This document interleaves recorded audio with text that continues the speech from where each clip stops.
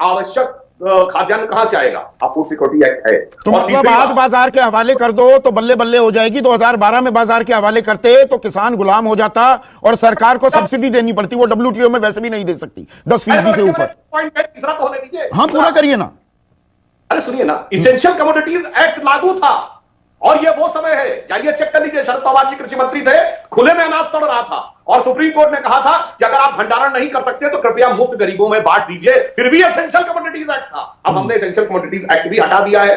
खाद्य सुरक्षा अधिनियम है, बाली में हमने उनको बहिष्कार कर दिया है। तो अब स्थिति भिन्न है। और तो जो जसकरण सिंह शुरुआती दौर में, और ये मैं आंकड़े पहले बता चुका हूं, धान से एक मिनट सुनिए ना सुधांशु भाई, आप ही से मुखातिब, मैं सबको पूरा वक्त देता हूं ताकि बात समझ में आए हर मेरे दर्शक को। जीरी पैडी की जो बात है, 1888 रुपए का दाम है, 900 रुपए में बिक रहा है। मक्का 1850, 700, 800 रुपए में भी बिक रहा है। त्यागी जी यहां पर बड़ी पैरवी कर रहे हैं किसानों की। APMC सबसे पहले बिहार सरकार ने ही डिसमेंटल किया, वहां पर क्या बुरा हाल है वो जानते हैं, पर अच्छा है कि वो किसानों की बात कर रहे हैं। ये सारी फसलों के, उड़द से लेकर मूंग से लेकर हर चीज का, बाजरा के दाम आधे आधे में आए हुए। तो MSP को आप कानूनी प्रावधान बना दो और बाकी जिसको और ऊपर बेचना है वो प्राइवेट कारोबारी के पास जाए, तो सबकी बल्ले बल्ले हो जाएगी।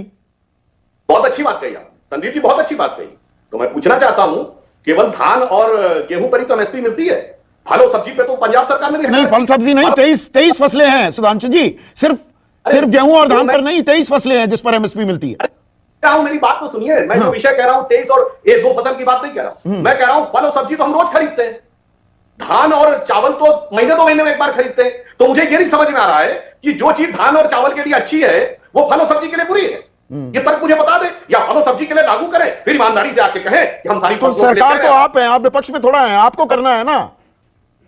एक मिनट संदीप जी, एक बात और। ये बताइए, राहुल गांधी जहां से सांसद है केरल, वहां पे APMC एक्ट है या नहीं? सापरा जी से पूछिए, हाँ या ना में जवाब दें। अगर नहीं है तो वहां लागू करके आओ ना। ये क्या केरल में नहीं है झंडा? गजब है भाई आपकी दोहरी नीति। इसी की बात है। मतलब विपक्ष जिम्मेदार है, पहले विपक्ष रास्ता दिखाए फिर केंद्र सरकार रास्ता दिखाएगी, आप ये कह रहे हैं सुधांशु त्रिवेदी? संदीप जी, मैंने ये नहीं कहा। हमने जो कहा है वो किया है। इन्होंने लिखा कुछ और है, कहा कुछ और है, कहा कुछ और है, किया कुछ और है। चरण सिंह साहब, जैसे 100 रुपए दाम था, नमी आ गई तो चलो भाई 85 या 90 में बेच लो। पर अगर कानूनी बाध्यता है तो नमी आ गई, क्या नमी आ गई थी, अब तो हम नहीं लेंगे, 100 से नीचे ले नहीं सकते, और ये क्वालिटी वो है नहीं, तो अब तो या तो 100 रुपए या कूड़ा।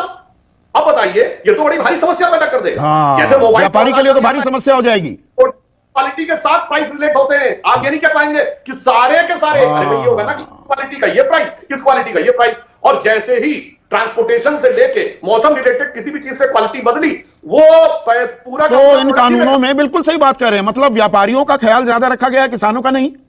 और यहां पर एक सवाल का जवाब दीजिएगा सुधांशु, आप तो राज्यसभा सांसद हैं। एक मिनट सुनिए तो सवाल तो पूरा सवाल तो सुन लीजिए सुधांशु भाई। 1000 का और थोड़ा सा उसमें स्क्रैच होगा तो आप 8000 में लेंगे ना, 10,000 में नहीं लेंगे ना, खुला वाला। बोलिए हाँ या ना? हाँ, तो अब एक सवाल का तो जवाब दीजिए। मैं बात समझ गया आपकी, आपने अपना पॉइंट रख दिया। मैं ये कह, अच्छा सुनो तो सुधांशु भाई, डालने की बात सुनो तो में लगेगा बड़ा अच्छा, हकीकत में बहुत बड़ी समस्या। हाँ, तो सुनो तो सुधांशु भाई, ये 5 जून को अध्यादेश आया। संक्रमण काल, संकट काल देश में चल रहा है, आपदा काल था, सब घर में बैठे हुए हैं। ऐसी टीयरिंग हरी, ऐसी क्या जरूरत पड़ी थी कि सरकार को अध्यादेश लाना पड़ा, और उसके बाद उसे तुरंत में पास कराने के लिए ध्वनि मत से ही आपने पास भी करा दिया। आप तो राज्यसभा में थे उस वक्त जब यह पास हुआ। किसानों से कोई मतलब किसानों से पूछने की भी जरूरत नहीं, जहमत नहीं। अब 7-7 घंटे बातचीत हो रही है, इसकी नौबत ही क्यों आती है? बातचीत पहले कर लेते।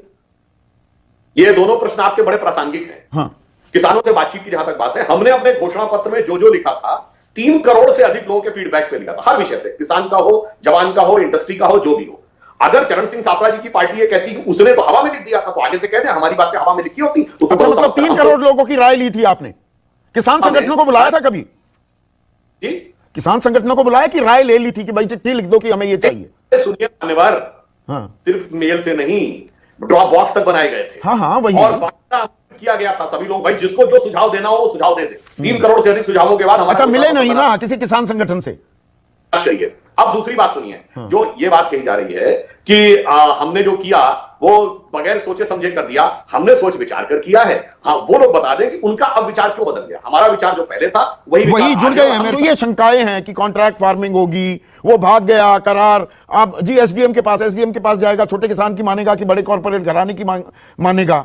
और दाम कैसे तय होंगे? आपने वैलिड पॉइंट उठाया था, चंदू माजरा ने उस पर रिस्पॉन्ड किया, आपकी क्या प्रतिक्रिया है?